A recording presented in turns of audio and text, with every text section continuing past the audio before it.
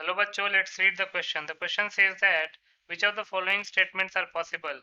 A, B, M and N being non-zero real numbers, and the options are 4 sin square theta is equal to 5, A square plus B square into cos theta is equal to 2AB, M square plus N square into cosec theta is equal to M square minus N square, and last option is sin theta is equal to 2.375.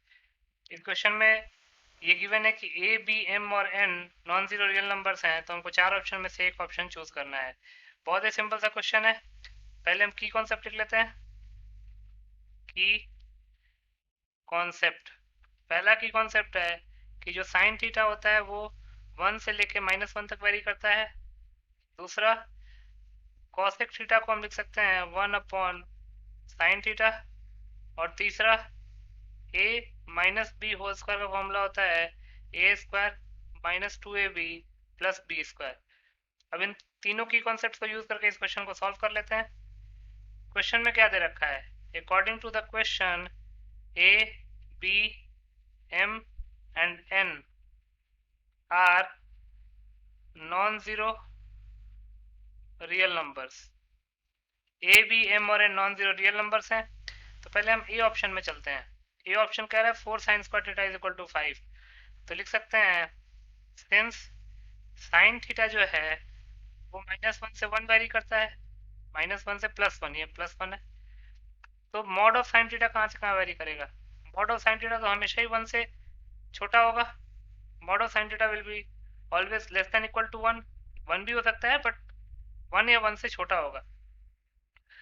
तो mod sine theta less than 1 है, तो sine square theta की value क्या कभी 5/4 हो सकती है? 1 का स्क्वायर, चलिए आप एक्सट्रीम ले लीजिए, 1 का स्क्वायर 1 होगा, 5/4 तो 1 से भी बड़ा है, तो 1 भी पॉसिबल नहीं है। साइन थीटा की वैल्यू 1 से छोटी वैल्यू ले लीजिए, ऑब्वियसली ये 0 से तो बड़ी ही होगी ना। तो 0 से 1 के बीच में कोई फ्रैक्शन ले लीजिए, उसका स्क्वायर उससे और छोटा हो जाता है, इसका मतलब कि 5/4 से भी छोटा हो जाएगा, तो साइन स्क्वायर थीटा तो 5/4 कभी हो ही नहीं पाएगा। इसका मतलब कि ऑप्शन ए जो है वो इनकरेक्ट हो जाएगा। Option a is incorrect. Option b की तरफ चलते हैं।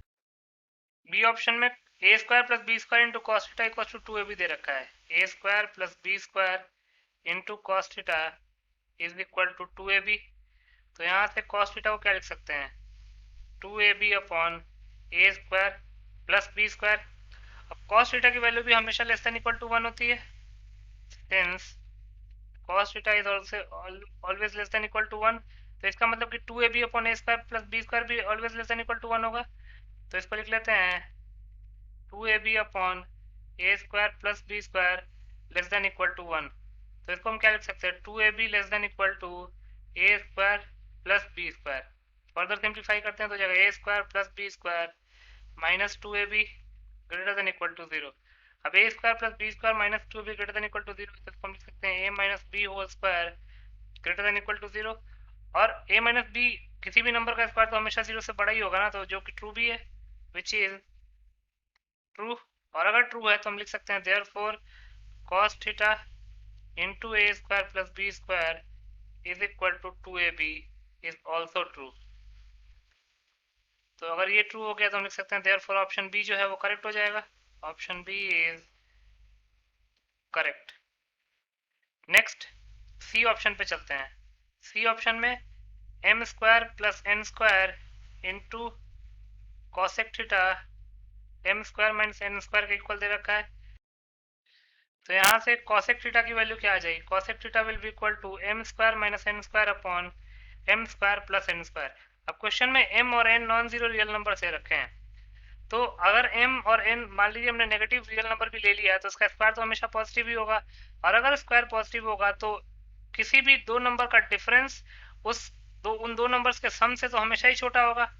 इसका मतलब कि M square minus N square upon M square plus N square क्या होगा? Always less than equal to 1, always less than 1 होगा। और कॉसेक थीटा, देखिए M square minus N square upon M square plus N square तो less than 1 है, वो तो always होगा for non zero real numbers. लेकिन क्या cos theta cosec theta less than 1 हो सकता है क्या? नहीं होगा।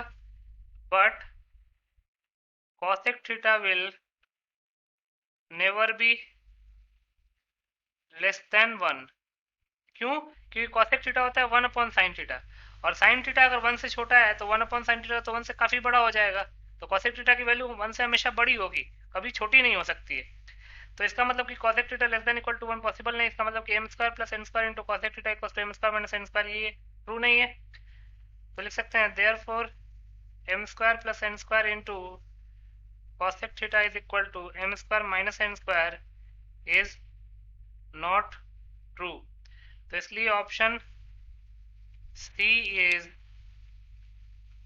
इनकरेक्ट। ऑप्शन सी जो है वो इनकरेक्ट हो जाएगा। अब लास्ट ऑप्शन डी ऑप्शन में चलते हैं।